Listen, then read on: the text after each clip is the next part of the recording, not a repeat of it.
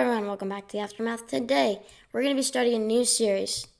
The new series is going to be about 5-12 players.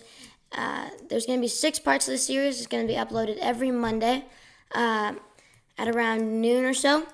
But with that being said, let's hop right into it. So there's going to be 6 episodes, one about speed, one about hitting, one about average, one about fielding, and one about the managers and what they may like about a certain player and what their traits are and why that is important. All right, let's hop right into speed. So speed is very important for teams because say you're in the ninth with 1 out. A runner gets on first base, but it's not a very fast person. Anything in the infield, turn a double play, the game's over, you lose. But if you have somewhat of a speed player who's got a good rate of getting to second base safely with a stolen base, and he steals and he gets on second safely, that's phenomenal for that team because now they can't turn a double play, the game can't be over, and a base hit or double to the outfield automatically wins the game for them. So that is very important. That's just one little reason why speed is important. Seems so much less. Seems like a very small thing, but it is a huge part of baseball. A lot of speedsters such as Trey Turner, Byron Buxton, Tim LeCastro, those players are not great for hitting with power, but they can get on base pretty often, and their OBP is pretty great. If you don't know what OBP is, it's on base percentage. It's basically a batting average, but just how often they get on base. It's a little bit different than batting average, but I would say it's very important for a speed statistic and batting average as well, so stuff around like that. Now, with that being said, we're going to hop onto Baseball Savant, where there's this feature for a 90-foot race, which is the distance from first base to home plate and all the way around the bases. So we're going to be hopping onto that and searching up demonstrations of how different players compare up to each other, such as Pete Alonso against Trey Turner and stuff like that. All right, we're now on Baseball Savant, and we're going to be showing you a few demonstrations.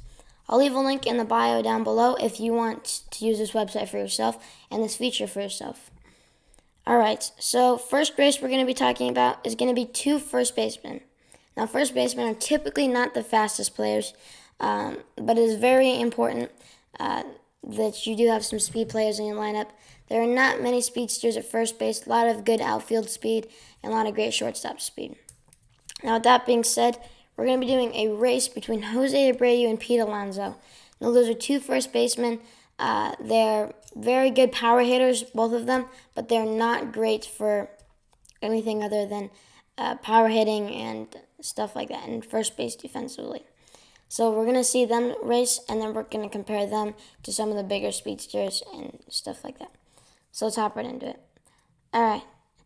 As you can see there, it is a very close race. It's a 90-foot race, like I said, and I would say that Jose Abreu would win this round. So with that being said, now we're going to take Jose Abreu and place him up against someone who is much faster, such as Orlando Arcia. Now, Orlando Arcia is not the fastest player in baseball, but he sure is pretty fast. A shortstop, like I said, there are a lot of fast shortstops, and I tend to think that is a highly fast shortstop. The shortstop position produces a lot of fast players. So we're going to see a race between Orlando Arcia and Jose Abreu. Now, as you can see, there's not a big difference, but it looks like Orlando Arcia does come out on top ever so slightly. So now we're going to take a player like Willy Adames, a great prospect in the Rays organization, as well as a speedster for the Rays, and he's an up-and-coming star, I would say a future star. You can take my word on that and bring that back in 5 years when he's in the MLB. All right. Anyway, with that being said, they are both right-handed hitters, which Baseball Savant will somewhat calculate the race between right-handed and left-handed hitters, so it is an even playing field either way. But they are still both right-handed hitters, so it is a bit easier for them to calculate. All right. Now, Willy Adames, as you can see, is much faster. He won by about 5 feet, and each little tick there, the little black dots, those are each 5 feet. So Those are each 5 feet, and then as they go up, they add 5 feet to the total. So Willie Adames does come on top there. Now we're going to move down to someone maybe not as fast, such as Cody Bellinger. Now Cody Bellinger is a first baseman / outfielder, so he is a big power hitter, but he's also, like Mike Trout, as the way he has 5 tools. So he'll be brought up a lot in this series. Mike Trout and Cody Bellinger. We'll probably be talking about them a lot in this series. So I do think that Orlando Arcia will be slightly faster still, but I think Cody Bellinger might have a fighting chance. All right. So as you can see, Cody Bellinger is the left-handed hitter here, so he will win, but it is calculated the same, just ever so slightly more for the right-handed hitter, since the box is longer for the right-handed hitter than the left-handed hitter. So Bellinger does have a slight advantage, but I do think that would be really close, but I do think Orlando Arcia would be on top with that. With the not advantage of being a left-hander. So if he was a left-handed hitter, he would definitely win this race. All right, now we're going to go into some crazy speedsters, such as, let's